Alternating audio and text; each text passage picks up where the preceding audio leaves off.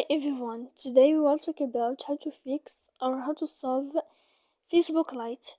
To know how to fix or how to solve Facebook Lite problem, you should just go to settings like this. You will click.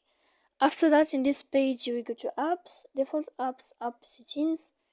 When you will see this list, you will go down to find the application of Facebook and you will enter. Then in this page, you will go to click for stop. When you will end this, you will enter to storage. After that, you will click clear cache. Then you will go to click clear data. And when you will end all this stuff here, as you see, you can turn off your phone. So please don't forget, you can turn off your Wi-Fi. So please don't forget to support us by like and subscribe. See you next time in another video.